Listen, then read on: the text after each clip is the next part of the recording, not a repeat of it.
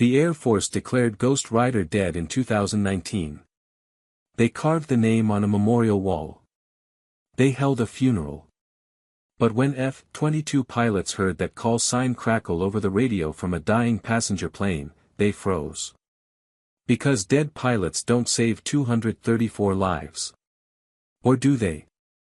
Before you watch full story, comment below from which country are you watching. Don't forget to subscribe for more amazing stories. Riley Morgan was invisible, and that's exactly what she wanted. Seat 22C. Middle seat, economy class. Alaska Airlines Flight 489, Anchorage to Seattle. She was squeezed between a college kid scrolling TikTok and a businessman snoring against the window. Her auburn hair was pulled back in a simple ponytail.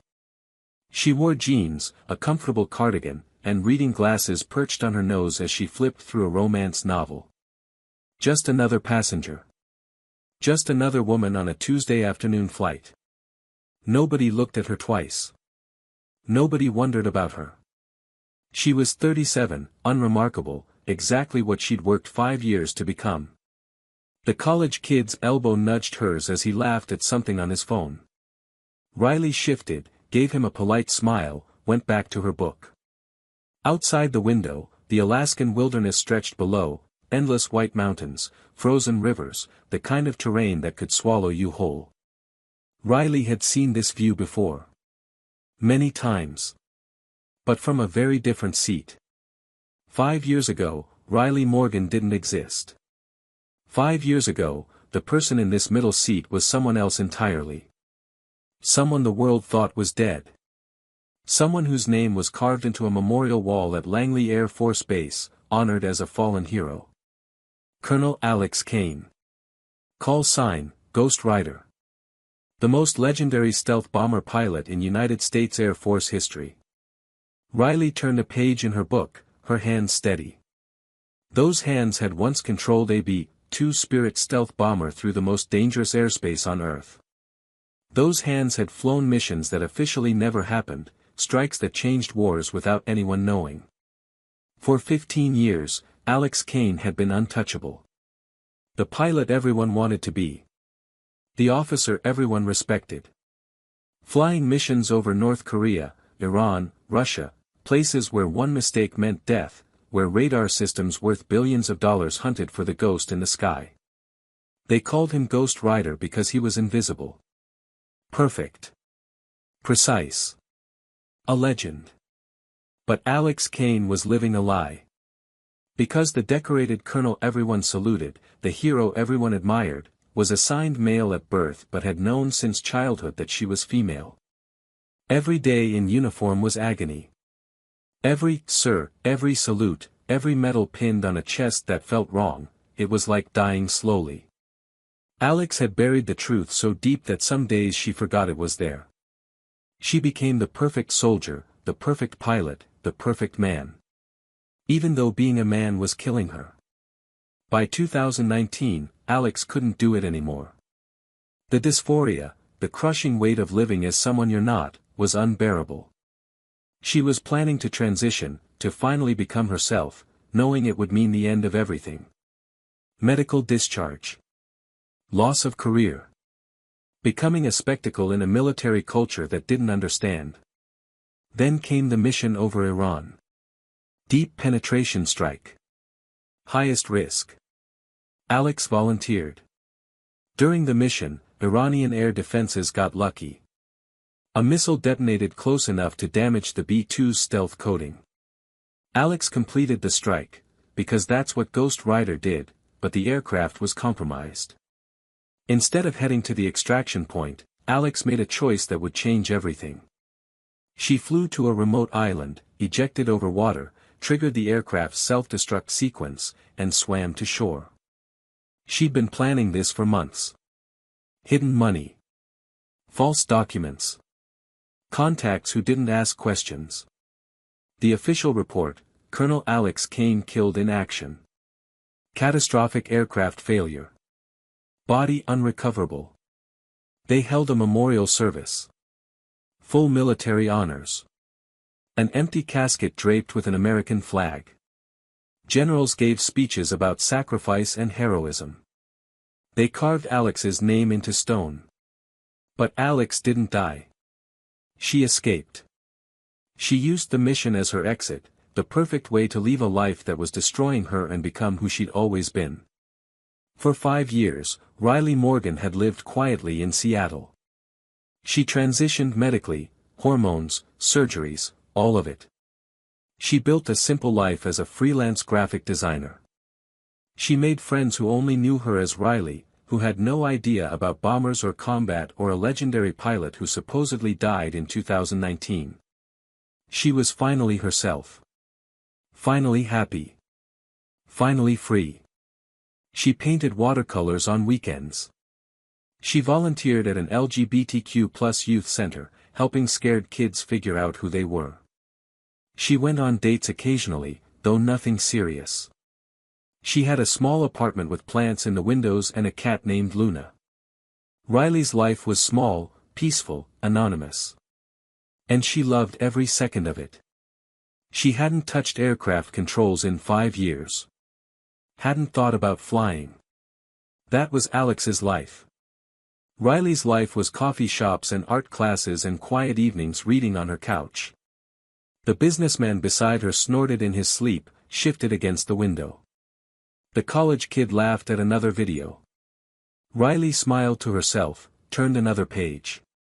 At 15,000 feet over the Alaskan wilderness, she had no idea that her carefully built peaceful life was about to collide with the ghost rider she thought she'd left behind forever. Part 2, When Everything Fails. The sound came first. Not an explosion, worse. A grinding, tearing sound that Riley felt in her bones. The kind of sound that meant something critical had just broken. The aircraft lurched. Hard. People screamed. Drinks flew. The college kid's phone hit the floor. The businessman jerked awake with a shout. Riley's romance novel slipped from her hands, but she didn't notice. Every nerve in her body was suddenly alert, reading signals she trained for years to recognize. That lurch wasn't turbulence. That was a control problem. The intercom crackled. The captain's voice came through, and Riley heard something that made her blood run cold, barely controlled panic. Ladies and gentlemen, we have a serious emergency situation. We've experienced a major system failure. We're working to regain control of the aircraft.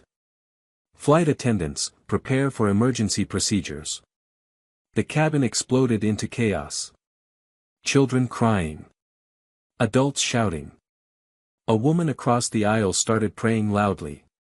The flight attendants rushed through the cabin, their faces pale, trying to get everyone into brace positions. The aircraft pitched forward. Nose down. The angle was wrong, too steep, getting steeper. "Oh God," the college kid beside Riley whispered. "Oh God, we're going to crash." Riley gripped the armrests. Her mind was racing, analyzing. Total control loss. The pilots couldn't level out. That meant hydraulic failure, but aircraft had backup systems, redundancies. Unless. The businessman was crying. "I have kids. I have 2 kids." The aircraft dropped harder. Riley's stomach lurched. Around her, people were screaming, crying, some frozen in shock. And inside Riley's head, 2 voices were fighting. One voice, Riley's voice, the voice of the woman she'd become, said, "This isn't your problem. You're not a pilot anymore. You left that life behind. Let the crew handle it. Don't reveal yourself. Don't throw away 5 years of peace." But another voice, older, sharper, the voice of Colonel Alex Kane, said, "You know what's happening. You know how to help. You have skills these pilots don't. Are you really going to sit here and let 234 people die to protect your secret?" Yes, Riley thought desperately. Because if I reveal myself, everything ends. The military will know Alex Kane is alive. They'll investigate.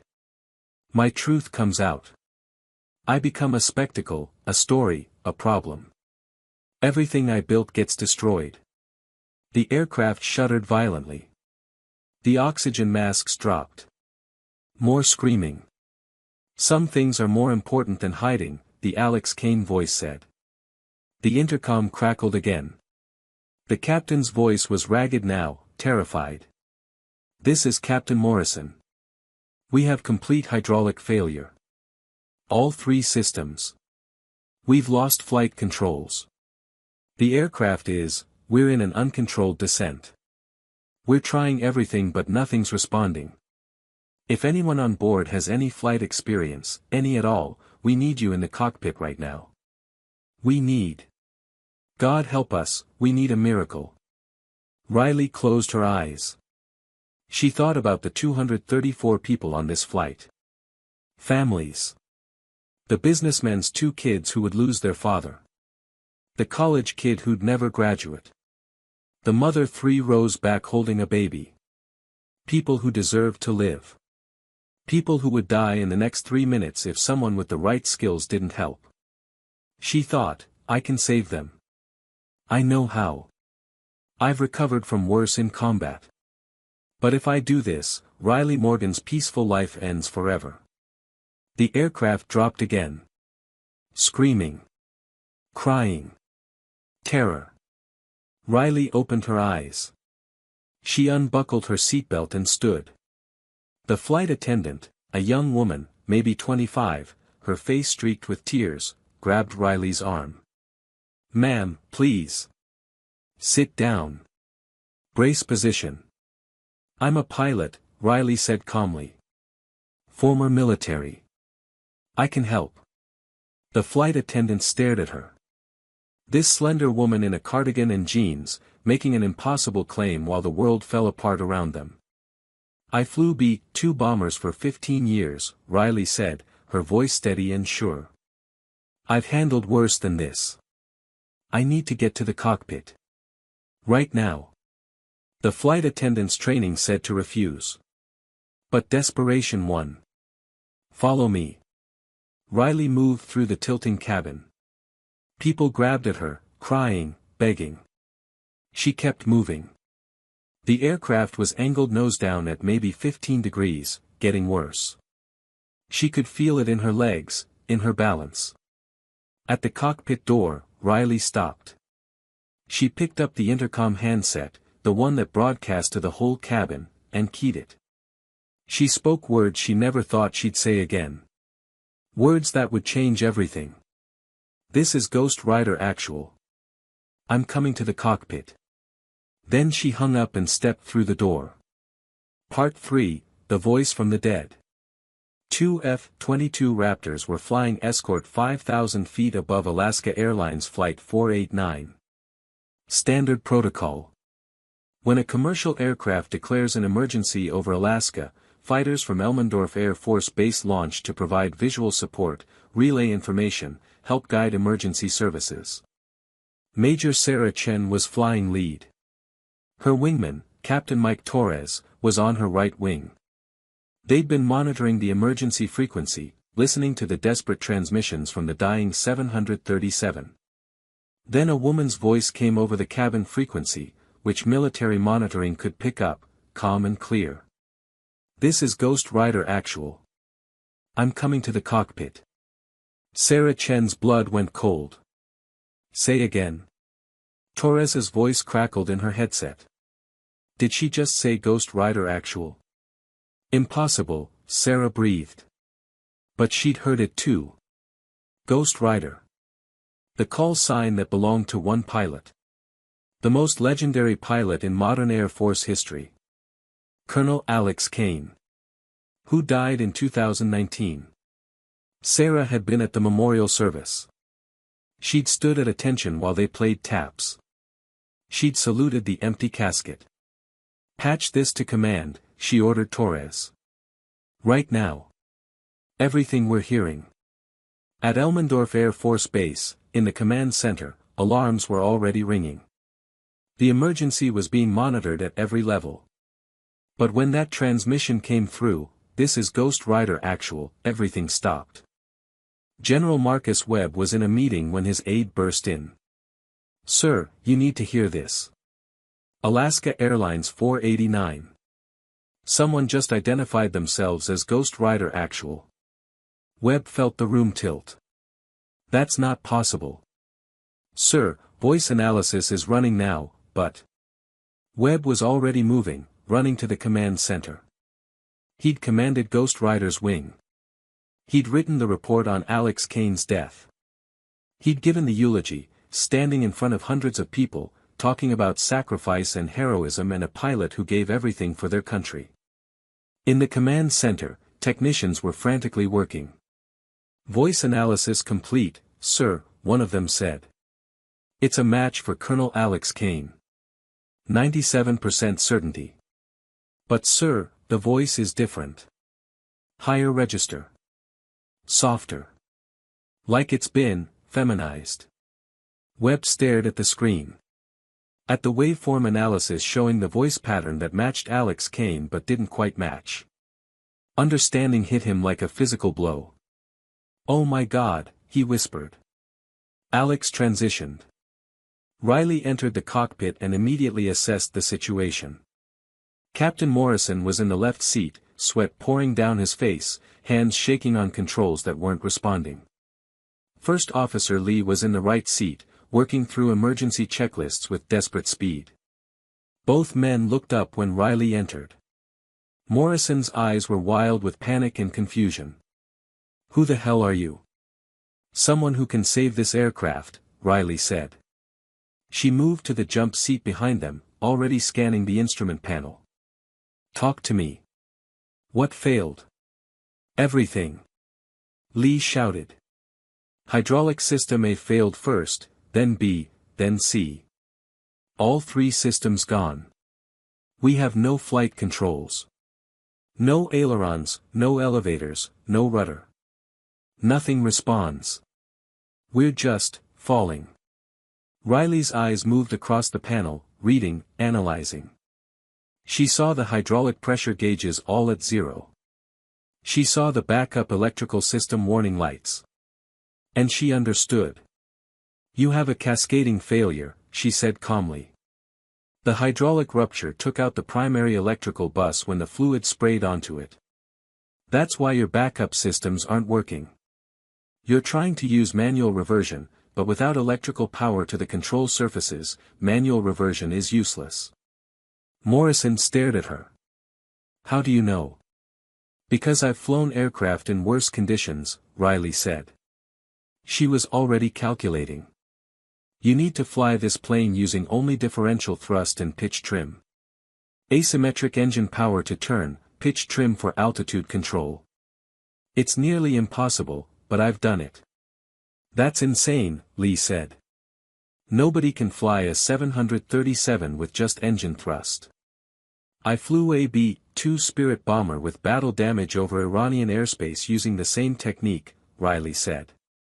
She locked eyes with Morrison. "Captain, you have two choices. Keep doing what you're doing and crash in about 90 seconds, or let me show you how to control this aircraft long enough to land it. Your call. But decide now." Morrison looked at this woman, slender, calm, completely out of place in his cockpit, and made the only choice desperation allowed. "Do it," he said. "Please." Riley slid into the jump seat fully. Her hands found the throttle controls. It had been 5 years, but muscle memory was instant, perfect. She pulled back the left engine throttle slightly. Advanced the right engine throttle. Differential thrust, more power on one side than the other. The aircraft's nose began to turn. Just slightly. But it turned. "It's working," Lee breathed. "Oh my God, it's working." Riley's hands moved with precision. Small adjustments. The aircraft was still descending, still nose down, but she was gaining some control. Not much. But some.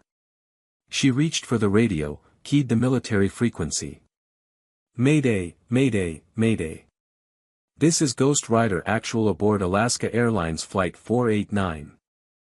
I have partial aircraft control using differential thrust. I need immediate vectors to nearest suitable airport and emergency equipment standing by. Silence on the frequency.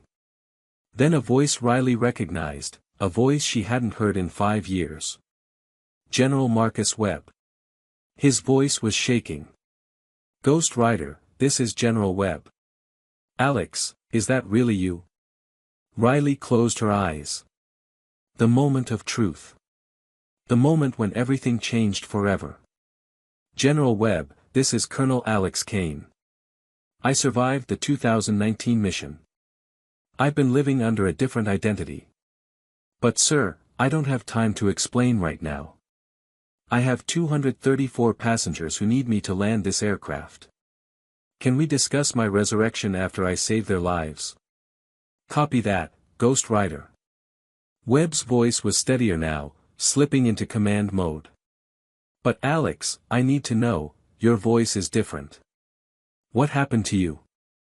This was it. The choice. Riley could lie. Make up some excuse about injuries, about vocal damage. Or she could tell the truth. She thought about those 5 years living as herself. About the peace she'd found. About the LGBTQ+ youth she mentored, the kids who needed to see that you could be trans and still be valuable, still be strong. She thought, if I'm going down as myself. Sir, Riley said clearly, I transitioned. I'm transgender. Colonel Alex Kane is gone. I'm Riley Morgan now. I'm a woman. I've been living as a woman for 5 years. But right now, I'm also Ghost Rider. And Ghost Rider knows how to land unflyable aircraft. Complete silence on the frequency. Riley could imagine the command center. The shock. The confusion. Then General Webb's voice came back, and there was something in it that made Riley's throat tight. Acceptance. Copy that, Riley, Webb said. Welcome back, Ghost Rider. Now show us how legends land the impossible. For the next 25 minutes, Riley Morgan, formerly Colonel Alex Kane, flew an aircraft that shouldn't be flyable. She talked Morrison and Lee through every input. Explaining the physics, making the impossible understandable. Differential thrust turns us, she explained, her voice calm while her hands made tiny adjustments. Left engine low, right engine high, we turn right. Both engines high, we climb slightly. Both low, we descend. It's like flying a glider with engines strapped on. How do you know this? Morrison asked, watching in awe as Riley brought the nose up slightly, killing some of the descent rate. Combat missions don't always go according to plan, Riley said. I once took battle damage over hostile territory that destroyed my hydraulics and half my electrical systems. I had to get a 70-ton aircraft home using techniques nobody taught me. You learn or you die. Outside, the F-22s had moved into close escort. Sarah Chen and Mike Torres were flying formation, watching through their canopies as a woman coordinated an impossible recovery. Command, Raptor lead, Sarah transmitted. Visual confirmation. We have a civilian, appears to be female, in the cockpit coordinating aircraft control. This is. I've never seen anything like this. On the ground, in bases across Alaska and the continental United States, the word was spreading. Ghost Rider is alive. Ghost Rider is trans. Ghost Rider is saving 234 lives. News organizations were picking up the military transmissions. Within minutes, headlines were breaking globally. Legendary pilot alive after 5 years. Ghost Rider returns from the dead. Colonel Alex Kane now Riley Morgan, transgender hero saving Alaska flight. Riley ignored all of it. Her world had shrunk to throttles, trim wheels, and the mountain of calculations in her head. Captain Morrison, she said, I need you on throttles with me. First Officer Lee, you're calling out altitude and airspeed. We're going to bring this bird down at Anchorage International. The approach won't be standard, we're too heavy and too fast, but it'll work. What's the plan? Lee asked. We're going to come in steep and hot, Riley said. Higher speed than normal, steeper descent than normal. At 50 feet, I'm going to level us using pitch trim and differential thrust. We'll touch down fast, probably 180 knots. The landing gear will hold. Probably. Probably. Morrison's voice cracked. Captain, we're flying a broken aircraft using techniques that aren't in any manual. I can't give you certainties. But I can give you my best, and my best has saved aircraft in worse shape than this. Who are you?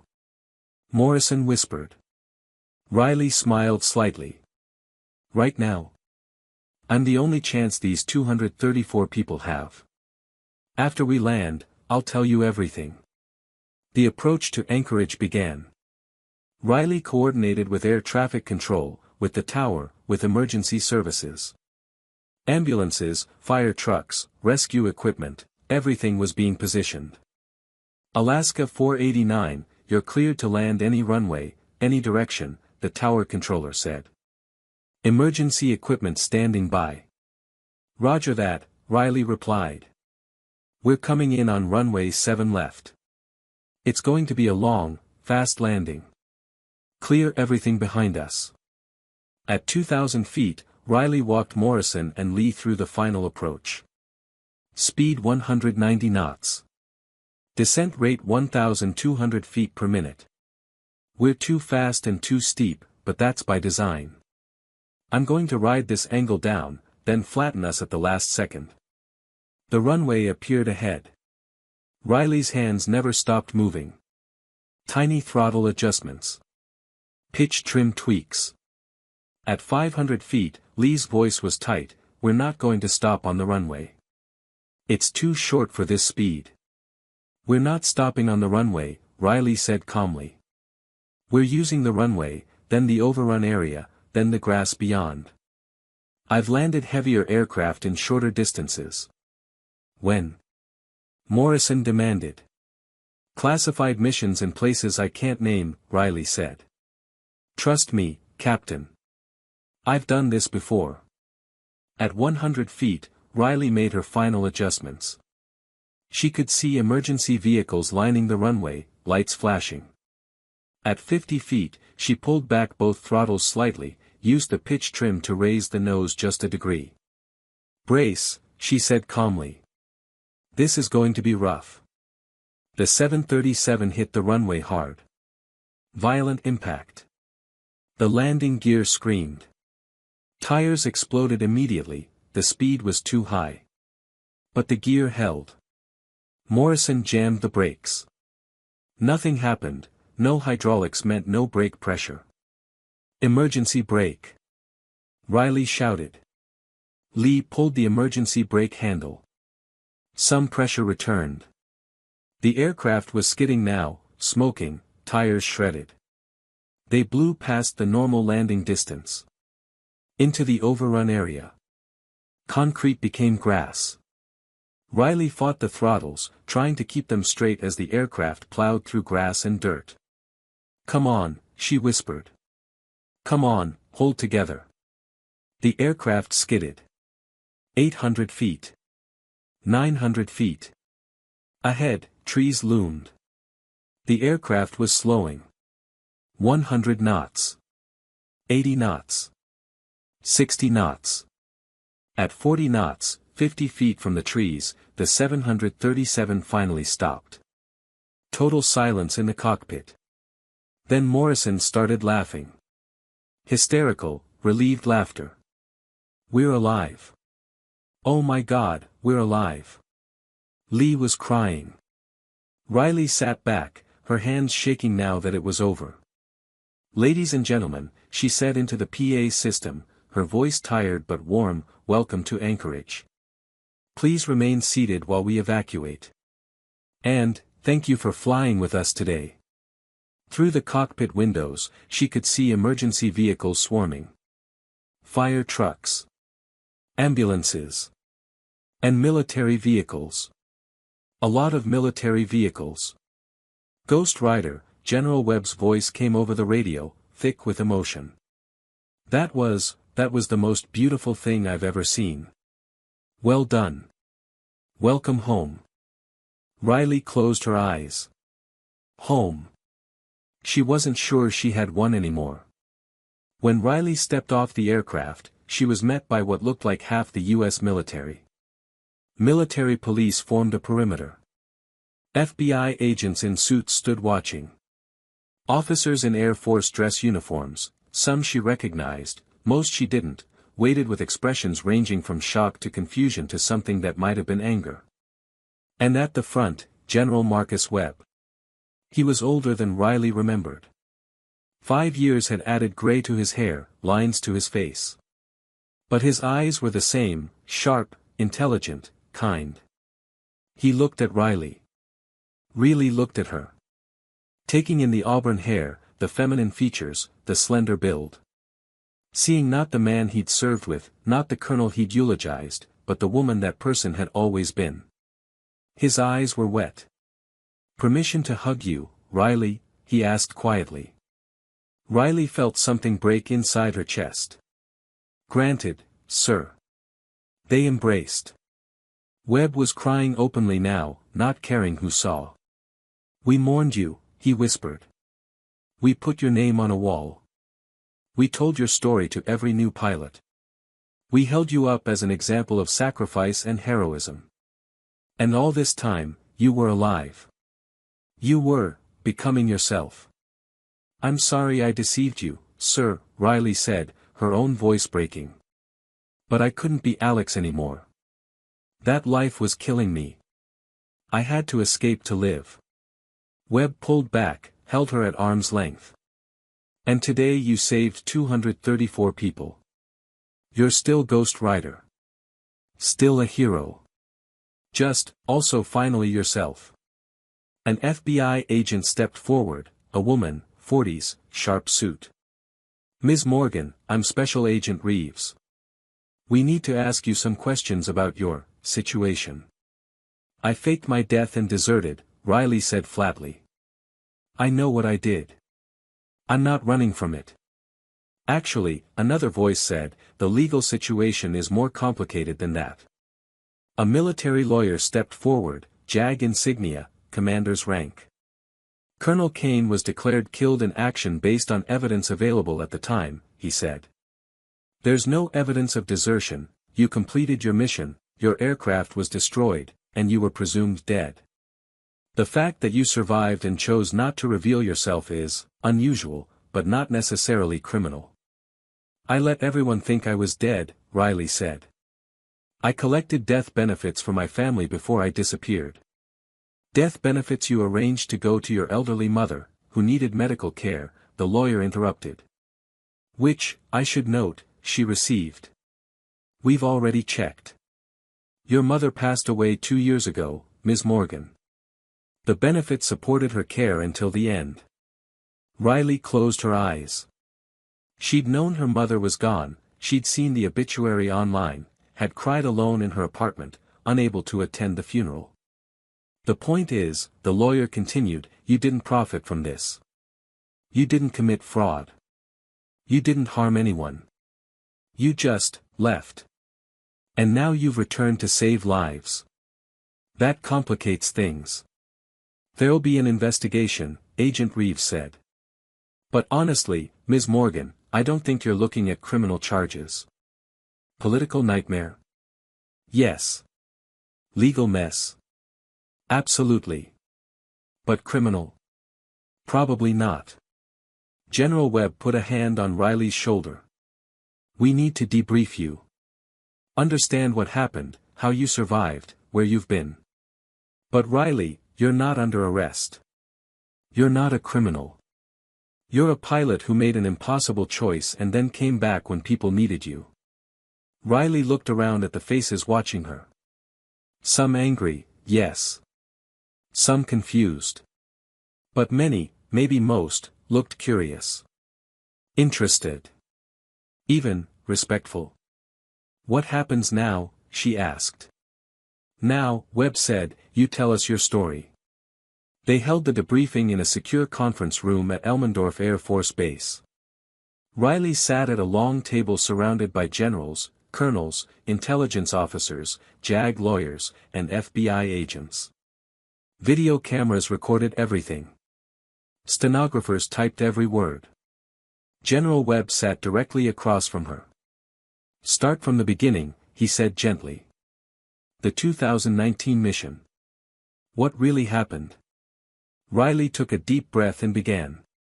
She told them about the mission, the strike over Iran, the missile hit, the damaged aircraft. That part was all in the official record. Then she told them what wasn't. "I could have made it to the extraction point," she said. "The aircraft was damaged but flyable. I had enough fuel. But during that flight, with alarms screaming and the aircraft shaking apart around me, I had clarity for the first time in my life." She looked around the room. "I'd been planning to transition. To finally become myself.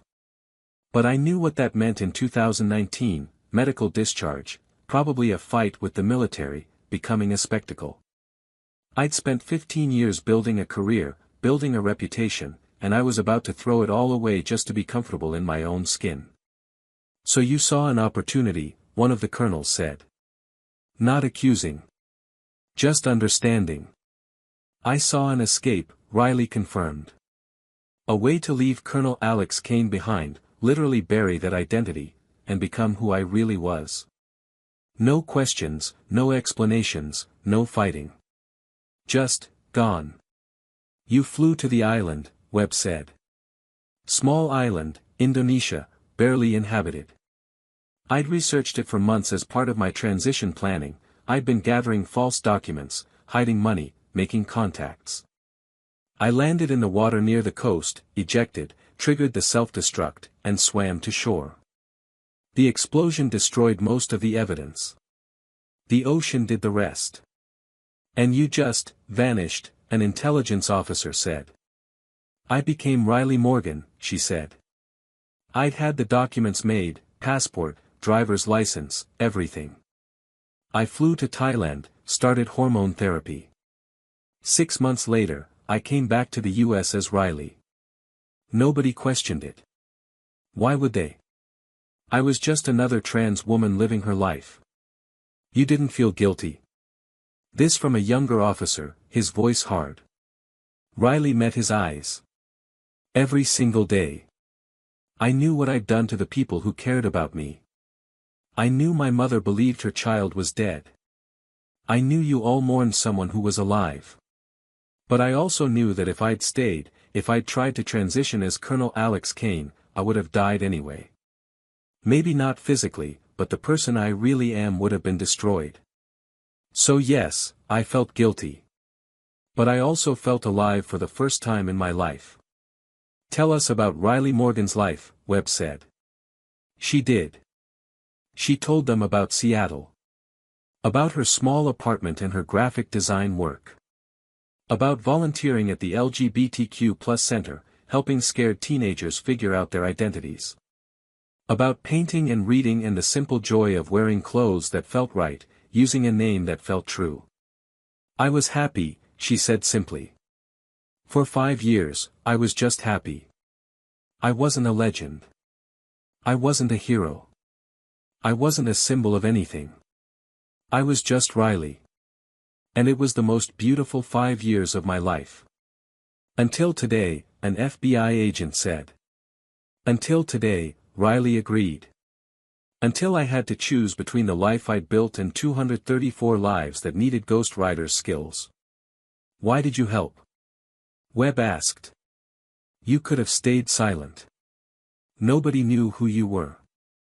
You could have kept your secret." Riley was quiet for a long moment. "Because some things matter more than hiding," she said finally. "I spent 15 years hiding who I really was. I wasn't going to spend another second hiding what I could do. Those people needed help. I could help. The math was that simple. Even though you knew it would expose everything," Webb said. "Even though," Riley confirmed. "I'm transgender. I'm a pilot. I'm a hero. And if the world can't handle all three of those things being true about the same person, that's the world's problem, not mine. Silence in the room. Then General Webb smiled. Ghost Rider, he said, you always did have a way of cutting through bullshit.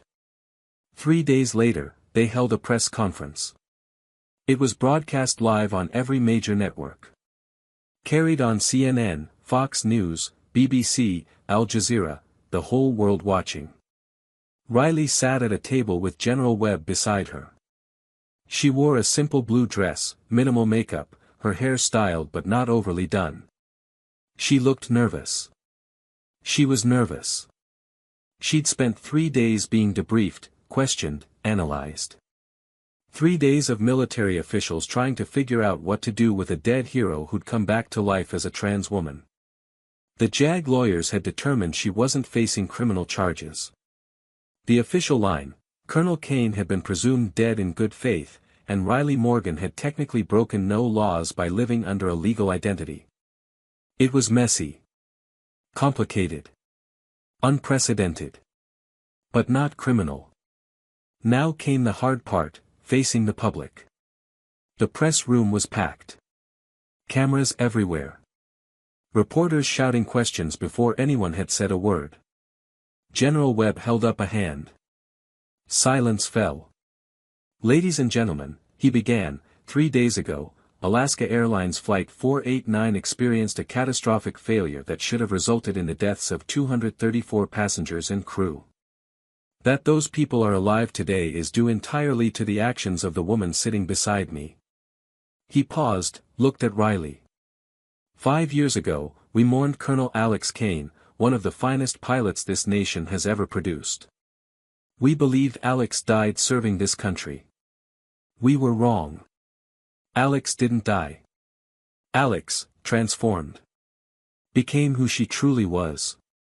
The woman you see here, Riley Morgan, is Colonel Alex Kane. And 3 days ago, Riley saved 234 lives using skills she developed during 15 years of distinguished military service. He turned to Riley. Riley, the floor is yours. Riley leaned toward the microphone. Her hands were shaking slightly. Thank you, General Webb. I know you all have questions. I'll try to answer them honestly. A reporter jumped in immediately. Ms. Morgan, you faked your death. You deceived the entire military, your family, your country. How do you justify that? Riley had known this was coming. I didn't abandon my duty, she said clearly. I served honorably for 15 years. I flew missions that saved lives, missions that protected this country. But I was also living a lie, pretending to be a man when I've always been a woman. In 2019, I faced a choice, continue living as someone I wasn't and probably die by suicide, or find a way to escape and finally live as myself. She paused, gathering her thoughts. Was it deceptive? Yes. Was it the right thing to do? I don't know. But I know it was necessary. Staying as Colonel Alex Kane would have killed me. Leaving meant I could finally live. I don't regret making that choice. Another reporter, but you let people mourn you. Your mother thought you were dead. Riley's voice caught. My mother's grief is my biggest regret. I knew she would mourn. I knew it would hurt her. But I also knew that if I'd stayed, if I'd tried to transition as Alex Kane, she would have lost her child anyway. At least this way, I survived. And I made sure she was cared for. The death benefits went to her medical care. She was comfortable until she passed 2 years ago. Do you consider yourself a hero or a deserter? Another reporter shouted. Riley looked directly into the camera. I consider myself human, she said. I made choices that were right for me, even though they hurt others. I'm not asking for forgiveness. I'm not asking for understanding. I'm just telling you the truth. Colonel Alex Kane was transgender. She couldn't live as a man anymore. She found a way to escape and become herself. And when 234 people needed Ghost Rider's skills, she was still there. Because transitioning didn't erase my training. It didn't erase my capabilities. It just made me finally comfortable in my own skin while using them. A reporter from a conservative network stood. What message do you have for people who say that transgender individuals are mentally ill, that you shouldn't have been allowed in the military in the first place? Riley smiled slightly. It wasn't a friendly smile. I'd tell them to look at my service record. 15 years of perfect evaluations. Missions that saved countless lives. A record of excellence that nobody has questioned, until they learned I'm trans. If being transgender made me unfit for service, how did I fly combat missions for over a decade? How did I save 234 people using skills I learned in that supposedly compromised state? She leaned forward. Being transgender doesn't make you weak. It doesn't make you incompetent. It doesn't make you a liability. You know what makes you weak? Living a lie. Pretending to be someone you're not. I was weaker as Alex Kane, hiding who I was, than I am now as Riley Morgan, living my truth. What happens now? A reporter asked. Will you face charges? General Webb answered that one. Ms. Morgan will not face criminal charges. The legal situation is complex, but ultimately, she broke no laws. What happens next is up to her and the Air Force to discuss privately. A young reporter, couldn't be more than 25, raised her hand. Ms. Morgan, I'm trans too. What would you say to other trans people who are watching this? Riley's expression softened. I'd tell you that you don't have to choose between being yourself and being valuable, she said. You don't have to choose between authenticity and achievement. Ghost Rider didn't die when I became Riley.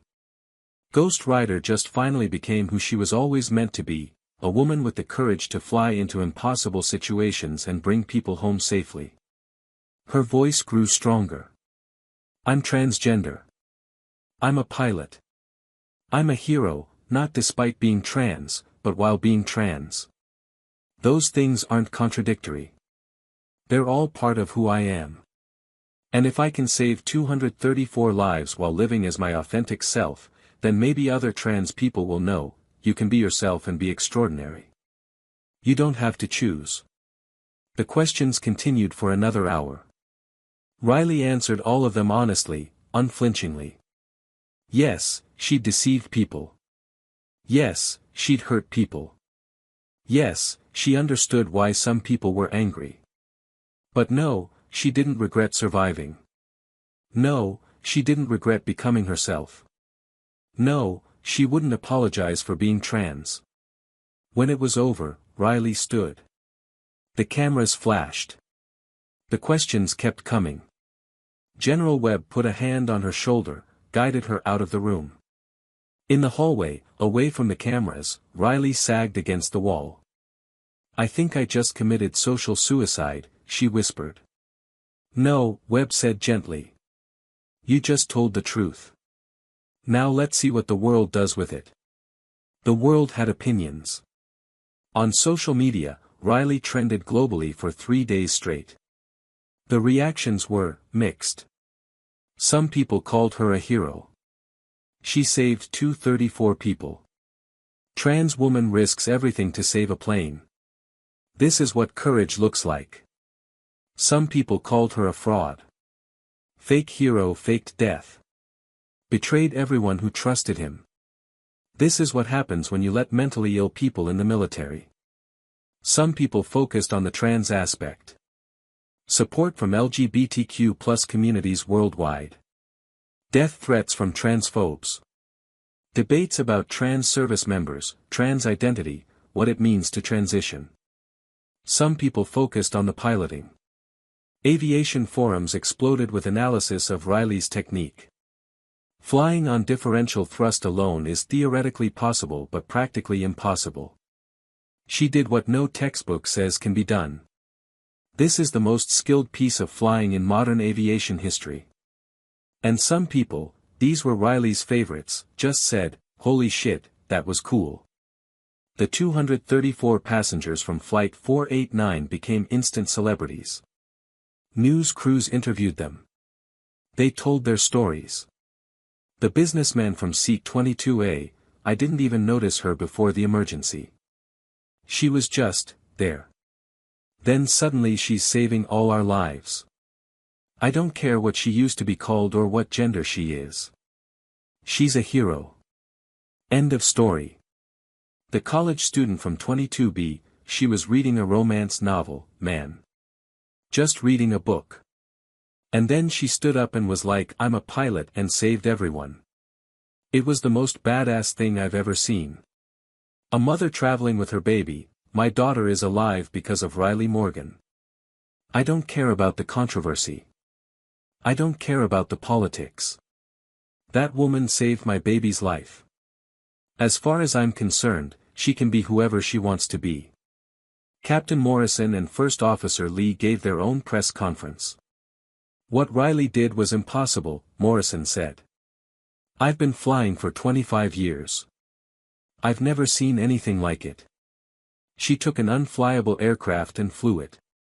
She was calm, professional, and she knew exactly what she was doing. I don't care what her background is. She's the best pilot I've ever seen. Lee added, she told us exactly what was going to happen, step by step. Every prediction came true. She said we'd land hard, we did. She said we'd skid past the runway, we did. She said everyone would survive, we did. She's either the luckiest person alive or the most skilled. I'm betting on skilled. The military's official response took longer. There were meetings. Debates. Arguments about precedent, about trans service members, about what it meant that their most decorated pilot had faked her death. Then, 6 days after the landing, the Air Force released a statement. Colonel Alex Kane served with distinction for 15 years. The circumstances surrounding the end of that service are unusual and will be reviewed. However, the facts are clear. The person known as Riley Morgan utilized skills gained during military service to save 234 lives. That action demonstrates the continued value of military training and the courage of those who serve. The Air Force acknowledges Riley Morgan's service and her heroism. We are in discussions with Ms. Morgan regarding her future status. It wasn't everything. But it was something. And then the calls started coming. A publisher wanted Riley's story. A movie studio wanted the rights. Airlines wanted to hire her as a safety consultant. Universities wanted her to speak about aviation, about transgender identity, about courage. Riley ignored most of them. She'd returned to Seattle, to her small apartment, trying to rebuild some semblance of her peaceful life.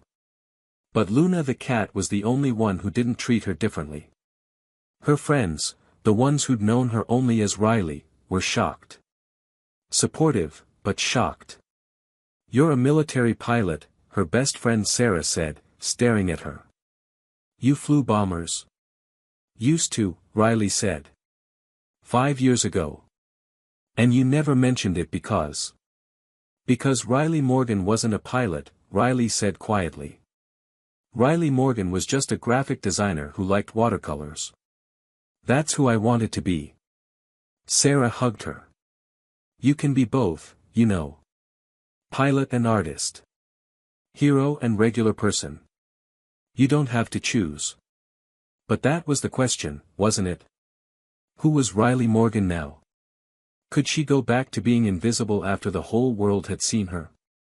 Could she return to graphic design and watercolors after flying an unflyable plane? Did she even want to?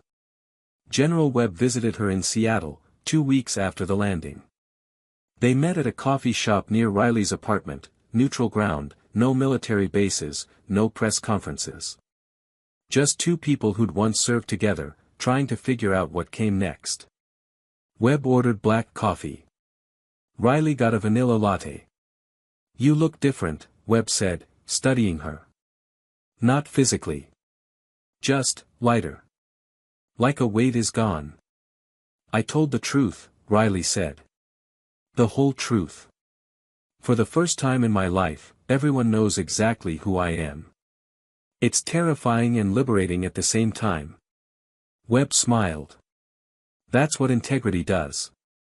It's uncomfortable as hell, but it's real. They sat in silence for a moment, drinking coffee, watching people walk by outside. The Air Force wants to offer you something, Webb said finally. Riley raised an eyebrow. What kind of something? Reinstatement. Not as Alex Kane, as Riley Morgan. Colonel Riley Morgan, if you want the rank. We'd acknowledge your previous service, issue corrected records with your actual name and gender. You could consult on pilot training, aviation safety, trans-service member integration. Basically, we want you back. As yourself. Riley stared at him. You're serious. Completely serious. Riley, you showed us something important. You showed us that trans people don't lose their skills when they transition. That gender identity and competence are separate things. That someone can change their name, their pronouns, their entire presentation, and still be the same skilled, courageous person they always were. Some people don't see it that way, Riley said quietly. Some people never will, Webb agreed. But the ones who matter, the ones who care about actual service, actual capability, they get it. You're Ghost Rider. You'll always be Ghost Rider. The call sign belongs to your skills, not your gender. Riley looked out the window.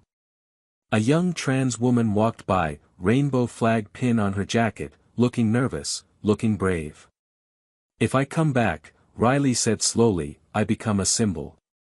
For trans people, for the military, for everyone trying to figure out what inclusion means. I lose my privacy. I lose my peaceful life. Probably, Webb said. But you also get to help people. Trans kids who need to see someone like them succeeding. Pilots who need to learn from the best. A military that needs to understand that diversity makes us stronger, not weaker. Riley thought about the 5 years she'd spent as just Riley. The peace. The anonymity. The simple joy of being nobody special. Then she thought about the LGBTQ+ youth at the center where she volunteered. The scared kids who asked her, can I be trans and still be strong? Can I be myself and still matter? She thought about what she'd told them, you can be authentic and valuable. You don't have to choose. Maybe it was time to prove it. What would the job actually involve, she asked. Webb's smile grew. Whatever you want it to involve. Consulting on emergency procedures. Training pilots in extreme situations. Speaking about trans service members. Writing new manuals. You'd have freedom to define your own role. We just want you back. As myself, Riley said. As yourself, Webb confirmed. No hiding. No pretending. Colonel Riley Morgan, call sign Ghost Rider. The trans woman who saved 234 lives and showed the world that heroism doesn't have a gender. Riley was quiet for a long time. Then she smiled. When do I start? 6 months later, Riley stood in front of a room full of Air Force pilots. She was wearing her service dress uniform, properly tailored for her body now, with her correct name on the nameplate. Morgan. The ribbons on her chest represented 15 years of service, plus a new one, the Airman's Medal, for heroism involving voluntary risk of life outside of combat. The pilots watching her were young. Nervous. Some looked skeptical. I'm Colonel Riley Morgan, she said. Call sign Ghost Rider. Some of you know my story. For those who don't, here's the short version, I spent 15 years flying as someone I wasn't. Then I faked my death, transitioned, and lived as a civilian for 5 years. Then I saved 234 people using skills I learned while pretending to be someone else. And now I'm here to teach you how to fly when everything goes wrong. She advanced the slide behind her. It showed the cockpit of Alaska Airlines 489. This is what catastrophic failure looks like. Total hydraulic loss. No flight controls. An aircraft that should be unflyable. But I flew it. Want to know how? Hands raised. She called on a young lieutenant, female, looking at Riley with something like awe. You used differential thrust, ma'am. Asymmetric power to turn. Correct. But that's just the technique. The real answer is simpler. I flew it because I refused to accept impossible. I flew it because 234 people needed someone who wouldn't quit. I flew it because Ghost Rider doesn't die just because the situation is hopeless. She looked around the room. Some of you are wondering if I'm still Ghost Rider. If a trans woman can carry the call sign that belonged to Colonel Alex Kane. Here's your answer: Alex Kane was never real. Alex Kane was a costume I wore for 15 years. Ghost Rider, the pilot, the skills, the courage, that was always real. That was always me. And I'm still here. A captain raised his hand. Ma'am, with respect, you deceived everyone. You faked your death. How do we trust you now? Riley nodded. Fair question. Here's my answer: I lied about who I was pretending to be. But I never lied about what I could do. Every mission I flew, every life I saved, every skill I demonstrated, that was real. The only lie was the gender I presented. And frankly, I'm a better officer now that I'm not spending every day pretending to be someone I'm not. She smiled. You don't have to like that I'm trans. You don't have to understand it. But you do have to recognize that I'm one of the best pilots this Air Force has ever produced. And that didn't change when I changed my name. After the lecture, a young airman approached her. Couldn't be more than 20. Nervous. Colonel Morgan. Can I talk to you privately? Riley led them to an empty classroom. The airman was shaking. I'm trans too, they whispered. I haven't come out. I'm scared I'll lose everything if I do. But I saw what you did.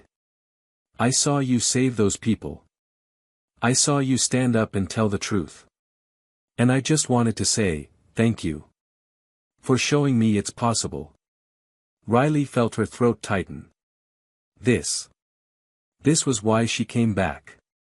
What's your name? She asked. James, the airman said. But I want to be Jasmine. I'm a woman. I've always been a woman. Then you're Jasmine, Riley said gently. You're a woman who happens to be an airman. And you're going to be an amazing officer. Want to know how I know? Jasmine nodded, tears streaming. Because you're here. You're serving. You're brave enough to be in this uniform even though you're scared. That's courage, Jasmine. That's what Ghost Rider is made of. Not flying bombers.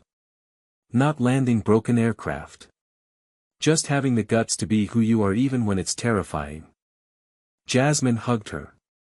Riley held them while they cried. When Jasmine left, Riley stood alone in the empty classroom, looking out the window at the flight line. F-22s taking off. B-2s being prepped.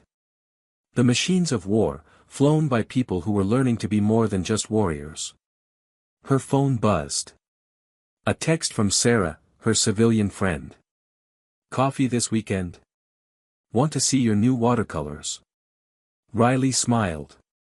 She was still painting. Still doing graphic design on the side. Still Riley Morgan, the woman who liked quiet evenings and romance novels. But she was also Colonel Riley Morgan. Ghost Rider.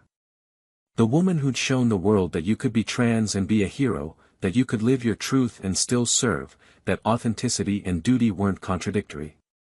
Another text, this one from General Webb. New Emergency Procedure Manual needs review. Also, Trans Service Member Policy Committee wants your input. Also, CNN wants another interview. Sorry. Riley laughed.